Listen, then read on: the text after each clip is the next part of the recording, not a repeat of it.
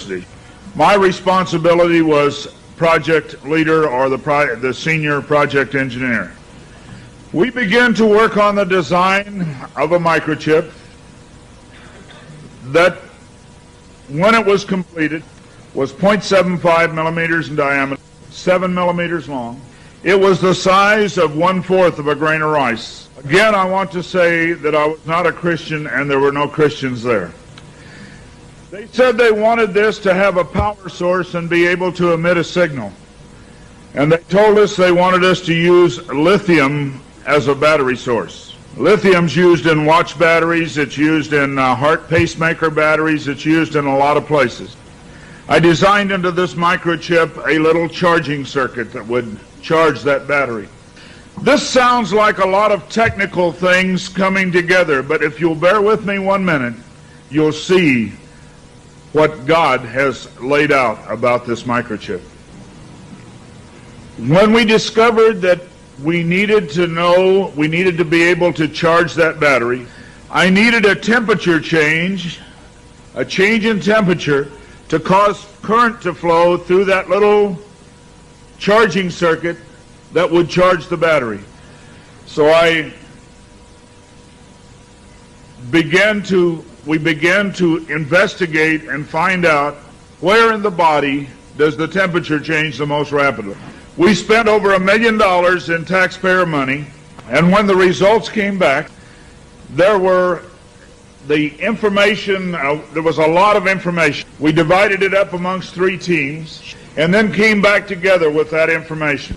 It was determined that there were 2 places in the body that were ideal for the microchip.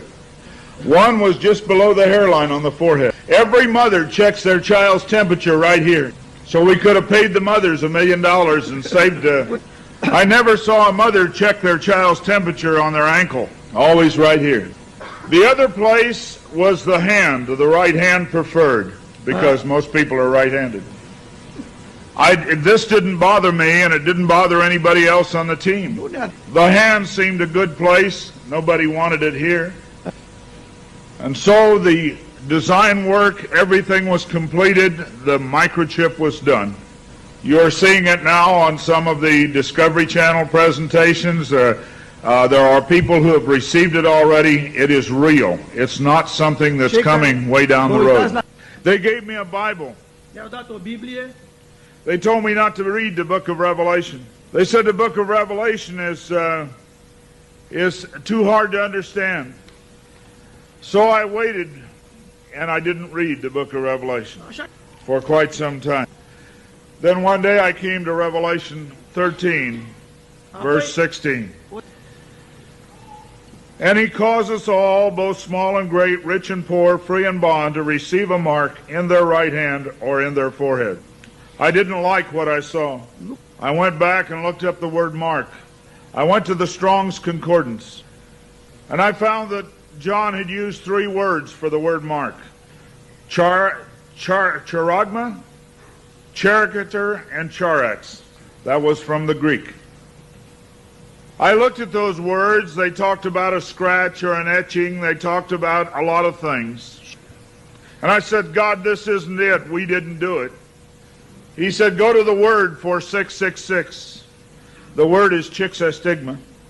In the Greek, it says to go to 4742 as a cross. The last half of the word chixastigma. And when I looked at what it says stizo, i.e. to stick, to prick, a mark incised or punched into for recognition of ownership. I thought about the little injection tool. The end of it is called an incisor. I began to weep and I began to cry, and I said, oh God, what have we done? I couldn't believe that this lined up with what we had developed.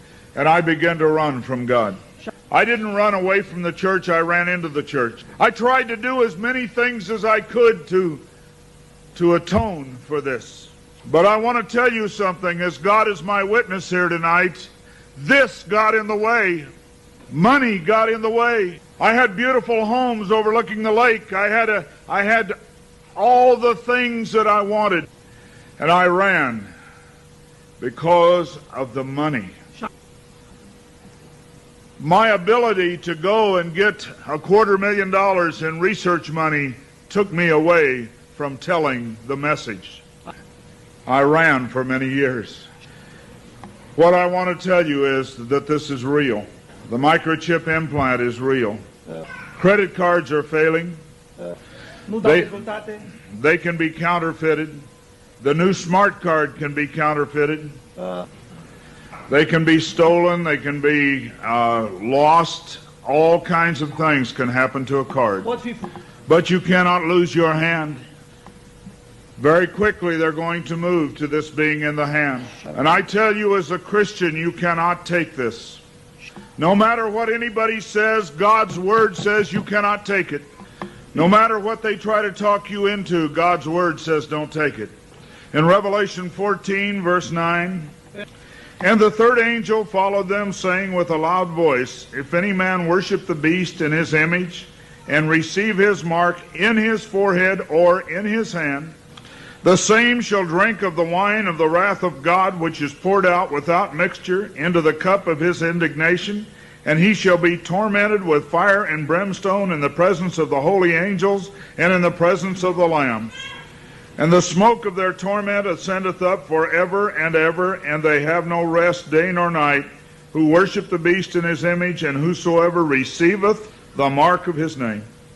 Here is the patience of the saints. Here are they that keep the commandments of God and the faith of Jesus. It's very simple. God's Word says to do not take it. Today there have been over 15,000 babies that have been given the positive identification, the microchip. Many companies are using the microchip as identification in their top-level employees. The Immigration Naturalization Service has a better passport, the human hand. So many of these things are all around us. We talk about the signs of the New World Order. God has spelled out in His Word just exactly what's going on today in the New World Order. Satan desires to have a one-world government.